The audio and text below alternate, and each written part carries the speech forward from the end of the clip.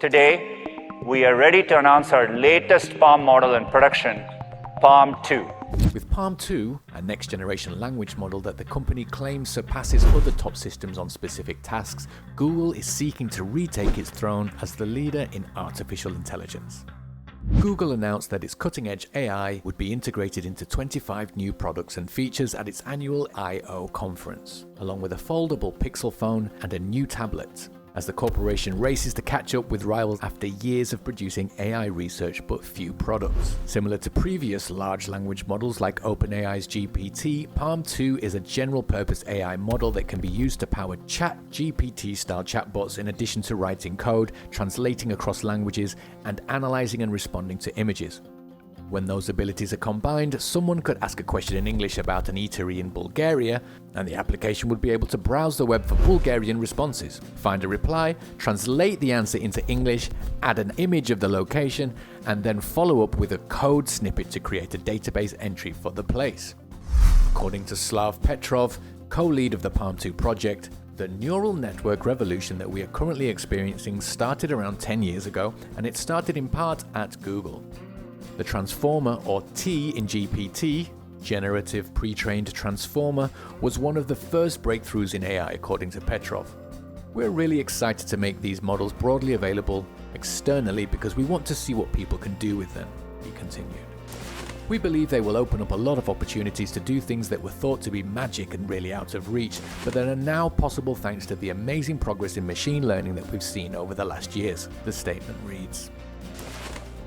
The most straightforward way to communicate with Palm-2 will be through Google's own chatbot, Bard, which is now available to everyone and is rolling out internationally.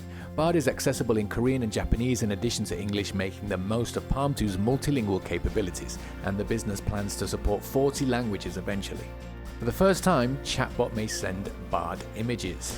The business gives the example of providing a photograph of a kitchen shelf and asking for a recipe that uses the items. Contrary to custom, it fulfills a promise made by OpenAI accompanying the release of its most recent and potent AI model, GPT-4, but which has not yet been made accessible to the general public, putting Google in charge of so-called multimodal capabilities.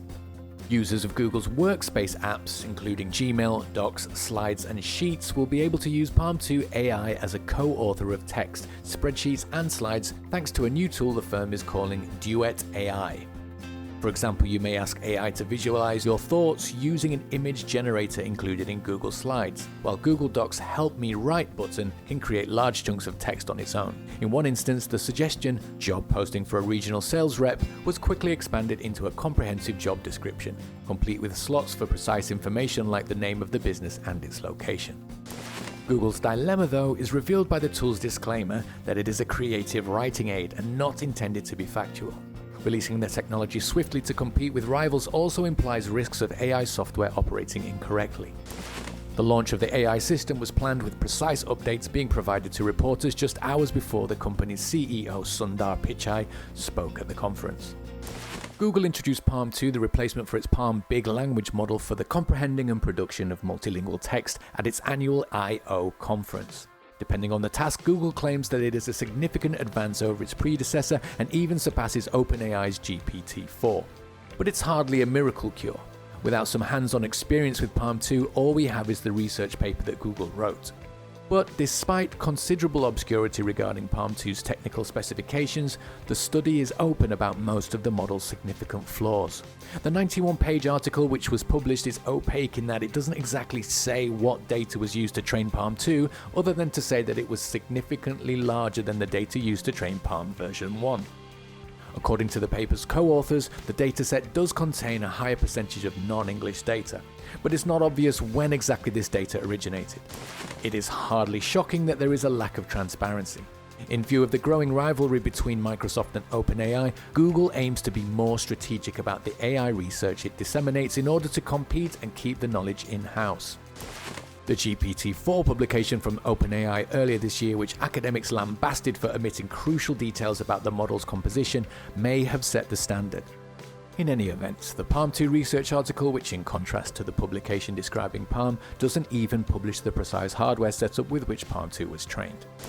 Among those that Google trained, the number of parameters in one of the most powerful Palm-2 models was revealed to be 14.7 billion. Parameters are the components of the model that are learned from historical training data and effectively define the model's aptitude for a problem, such as text generation. But in the absence of that, precise information is scarce. To Google's credit, the report is surprisingly open in certain places. For instance, by disclosing the amount spent on human annotators to assess Palm-2's performance on tasks. Just 1.5 cents was given to groups of annotators to rate the precision and caliber of Palm-2's responses or to complete a questionnaire assessing the model's toxicity and bias. It's a fee that, give or take, is in line with market pricing for annotation, but it pales compared to the sum Google spends on developing AI models, and it may not accurately reflect the psychological cost of the job. In the course of their employment, annotators for various AI models such as OpenAI's ChatGPT are frequently exposed to distressing material such as sexual and violent language and images. The report also identifies instances in which Palm-2 manifestly fails. The co-authors employed a dataset including samples of a mixture of obviously hazardous and implicitly or subtly detrimental language in one test intended to determine how frequently Palm-2 generates toxic text, a notorious trait of large language models. Palm-2 produced toxic responses to clearly toxic stimuli more than 30% of the time, and was considerably more toxic, 60%, in response to implicitly toxic prompts. Palm-2 generally responded more obviously toxically in some languages, especially English, German, and Portuguese.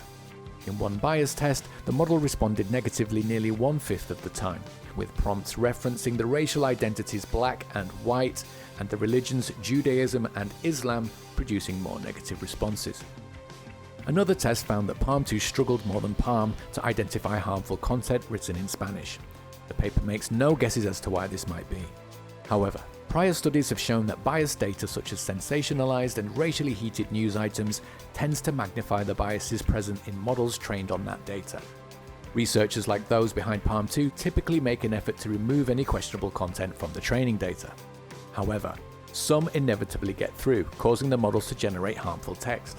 According to the co-authors' research, prompted dialogue systems built from Palm-2 continue to produce toxic language harms and to exhibit bias in how those harms vary by a language and queries related to identified terms. Importantly, despite being specifically addressed within the dialogue prompt, we still observe biases that are not consistent across languages and identity phrases.